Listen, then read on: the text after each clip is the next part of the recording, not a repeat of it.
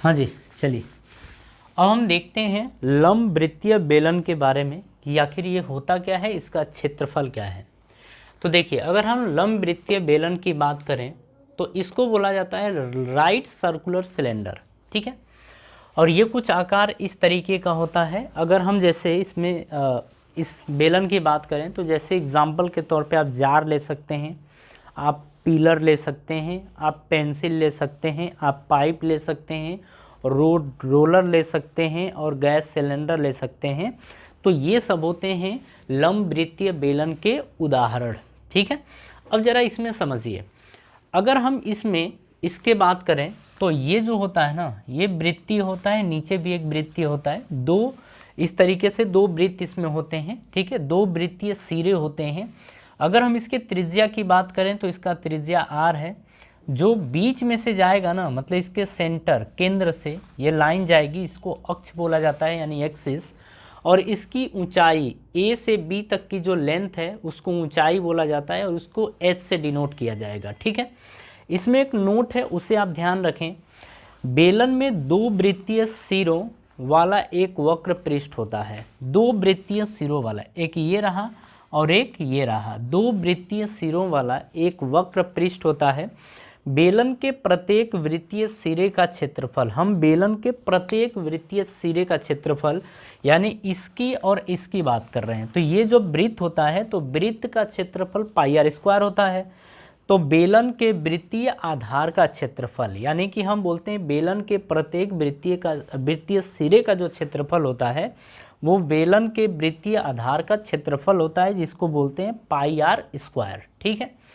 Next है बेलन की परिधि। बेलन की जो परिधि होती है उसमें आप इसकी परिधि की बात करते हैं, मतलब जो एक सिरा है ना, जो वृत्तीय सिरा है उसके परिधि की बात करते हैं। तो बेलन के प्रत्येक वृत्तीय सिरे की परिधि या बेलन के वृत्तीय आधार की परिधि। तो आप ये समझ लीजिए कि जो वृत्त होता है, वृत्त की परिधि क्या होती है, 2 पाई आर, ये 2 पाई आर के बराबर होता है। बेलन का आयतन यानी कि इसके वॉल्यूम की बात करें तो बेलन का जो आयतन होता है बेलन के वृत्तीय आधार का क्षेत्रफल गुणे ऊंचाई। वृत्तीय आधार का क्षेत्रफल, ये जो नीचे वाला है ना, इसके वृत्तीय आधार का क्षेत्रफल कितना होता है, पाई आर स्क्वायर, और इसकी ऊंचाई की चीज़ दे रखी है h, तो ये आ जाएगा पाई आर स्क्वायर h। तो आप याद रखिएगा कि जो बेलन का आयतन होता है वो होता है पाई आर स्क्वायर h, ठीक है। बेलन का वक्र पृष्ठ, जो बेलन का वक्र पृष्ठ होता है, वक्र पृष्ठ का मतलब आप ये समझिए कि जो ये होता है, ठीक है, मतलब ये जैसे ये मार्कर है तो जो वक्र पृष्ठ का मतलब ये होता है, ठीक है। और इसको निकालते कैसे हैं, आप क्या करिए कि इसकी परिधि निकालिए। तो परिधि किसका निकालेंगे, नीचे वाले का, मतलब जो ये वृत्तीय सिरा इसका परिधि।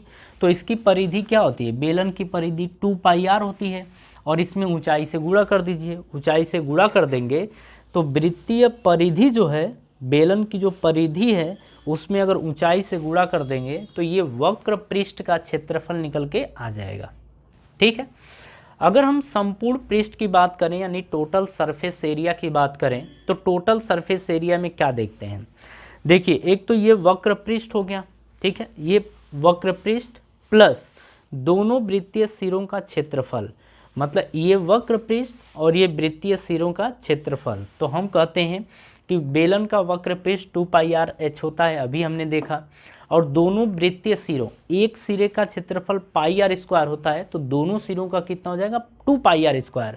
तो ये आ जाएगा 2 pi r h plus 2 pi r square. अगर चाहें आप तो इसको दूसरे तरीके से भी लिख सकते हैं, 2 पाई आर कॉमन ले लीजिए, यहाँ पे h प्लस आर बचेगा, ठीक है।